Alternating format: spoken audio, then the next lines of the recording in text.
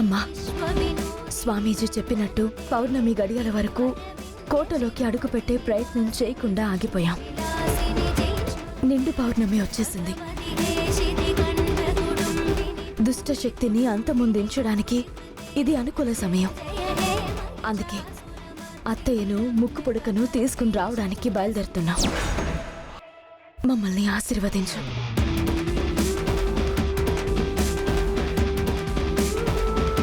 తీసుకో.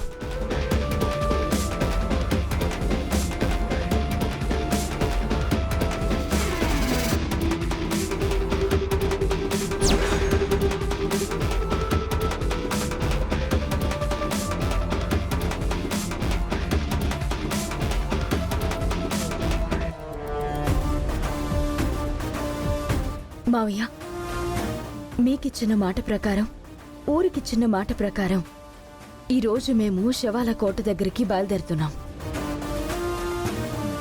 అమ్మవారి కృపతో మేము విజయంతో ముక్కు పుడకను అత్తయ్యను తీసుకుని వస్తామని అనుకుంటున్నాం. జగన్నాథం గారి దగ్గర నుంచి సేకరించిన కోటకి సంబంధించిన ఆర్కిటెక్చర్ మ్యాప్ మరియు కోటకి పడమర దిక్కునున్న ద్వారంకు సంబంధించిన ఈ తాళంతో లోపలికి ప్రవేశిస్తాం.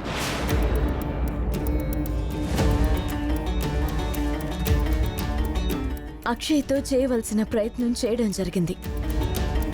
అక్షయ్ కూడా మనకి చెప్పకుండా వెళ్లి ప్రయత్నించడం జరిగింది. ఇప్పుడు అసలైన సమయం వచ్చింది. మీరు ప్రాణాల్ని అడ్డం పెట్టి వెళ్తున్నారు. ఒకవైపు వేద ఎంతో కాలంగా ఆ కోటలో ఉండిపోయిందన్న బాధ, మీరు ఈ విధమైన సాహసం చేయబోతున్నందుకు మరోవైపు గుండెలను నలిపేస్తున్న వేదన. కానీ తప్పడం లేదమ్మా. విజయంతో రండమ్మా. ఊరు బాగుపడాలి అంటే ఏదో ఒకటి జరగాలి కదా మావయ్య. ఊరికి మనశ్శాంతి కావాలి. దుష్టశక్తి అరాచకాలకు, ఆగడాలకు ముగింపు పలకాలి.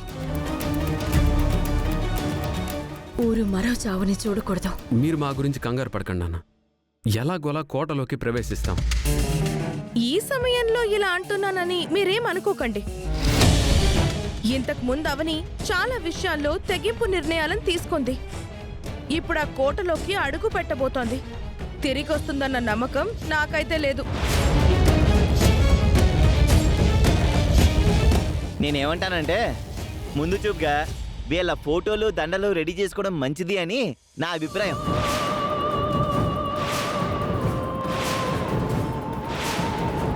నాకు అదే అనిపిస్తుంది. పిచ్చి పిచ్చి మాటలు మాట్లాడారంటే చెప్పు తీసుకుని కొట్టాల్సి వస్తుంది. వసంత గారు, ఏం మాట్లాడుతున్నారు మీరు? తప్పు కదా. ఇలా ఓ ఆడది ఓ దుష్ట శక్తిని ఎదిరించడానికి ధైర్యంగా వెళ్తున్నప్పుడు మనం ధైర్యం చెప్పి పంపించాలి. ఇలా భయపెట్టకూడదు. అవని గురించి నాకంటే ఎక్కువ మీ అందరికీ బాగా తెలుసు. కలియుగ వీర నారిగా తనకు మంచి పేరుంది. అవని వంటి వారే ఏదైనా సాధించగలుగుతారు.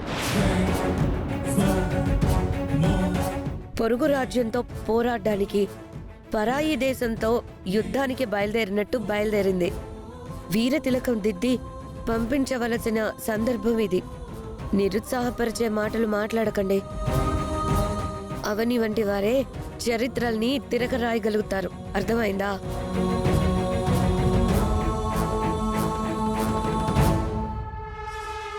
అవని, ఆల్ ది వెరీ బెస్ట్.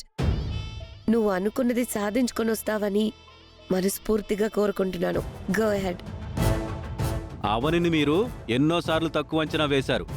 ప్రతిసారి గెలుచుకుంటూ వచ్చింది. ఈసారి కూడా అలాగే వస్తుందన్న నమ్మకం నాకు ఉంది.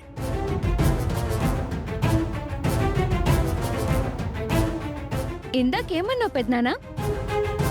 ఫోటోలు దండలు రెడీ చేస్తానన్నావు కదా, చేయి పెద్దనానా. అమ్మా నాన్నలు విజయంతో తిరిగొచ్చిన తర్వాత సన్మానం చేయడానికి కావాలి కదా, అందుకే రెడీ చేయి. ఊరికి పట్టిన పీడను వదిలించిన తర్వాత అమ్మా నాన్నల ఫోటోలు ప్రతి ఇంటి పూజ గదిలో ఉండి నిత్యం పూజలు అందుకుంటాయి. ఊరందరికీ పంచడానికి ఫోటోలు రెడీ చేయి. ఆ ఫోటోలు రేపటి పేపర్లో వేయడానికి కూడా పనికొస్తాయి. రెడీ చెయ్యి. చెంప దెబ్బతో కాదు, చెప్పు దెబ్బతో సమాధానం చెప్పినట్టుగా చెప్పావమ్మా. అమ్మోరు తల్లా మజాక. ఏం బామ్మర్ది, చిన్నపిల్లతో ఇంకా తిట్లు తినిపించుకోవాలనే కోరికుందా? అమ్మా, మీతో పాటు నేను వస్తానమ్మా. వద్దమ్మా, నువ్విక్కడే ఉండి మా కోసం పూజ చేయి. మాకంతా మంచి జరుగుతుంది. నువ్వు మాతో పాటు రావద్దు. మావయ్య, ఓ రకంగా మేం చేస్తున్నది పెద్ద సాహసమే కాబట్టి ఏదైనా జరగచ్చు. అందుకే నా బిడ్డని మీకు అప్పగించి వెళ్తున్నాను. మాకేదైనా అయితే నా బిడ్డకి ఏ లోటు రాకుండా మీరే జాగ్రత్తగా చూసుకోండి.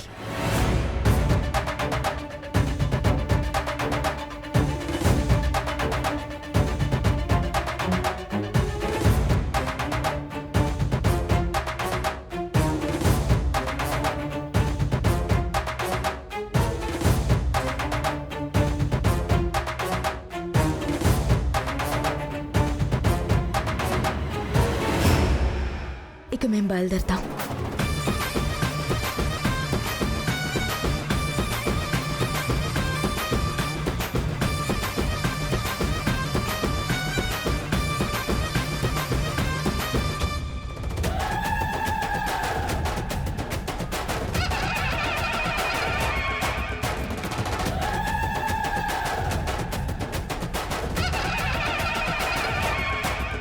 నేను పూజ మొదలు పెడతాను తాతయ్య.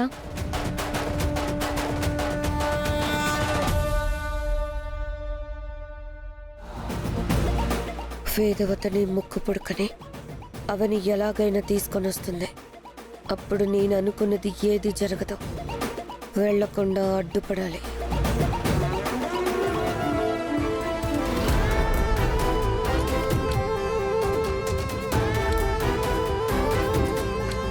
చెట్టు రంగు పూర్తిగా మారకముందే ముక్కు పుడక బయటికి రావాలి. లేదంటే ఊరు వల్లకాడవుతుంది. స్వామీజీ గారు చెప్పినట్టు చెట్టు పూర్తిగా నలుపు రంగులోకి మారిందంటే ఊరిని కాపాడడం సృష్టించిన బ్రహ్మదేవుడి వల్ల కూడా కాదు. ఒక ఊరిని నిర్మించడానికి కొన్ని తరాలు, కొన్ని సంవత్సరాల నుంచి శ్రమిస్తాయి. అదే ఊరిని నాశనం చేయడానికి దుష్ట శక్తులు కొన్ని గంటల సమయం, కొన్ని రోజుల సమయం మాత్రమే తీసుకుంటాయి. భగవంతుడా, భారమంతా అవని మీద నీ మీదే. చుట్టుపక్కల అన్ని ఊర్ల కంటే మా రామచంద్రపురంకే మంచి పేరుంది. అటువంటిది ఇక్కడ ఊరే లేకుండా చేస్తావా తండ్రి? మా ఊరు ఆచారాలకు, కట్టుబాట్లకు ఆదర్శం, మంచికి నిదర్శనం. మా ఊరిని కాపాడయ్యా, మా ఊరిని కాపాడయ్యా, కాపాడు.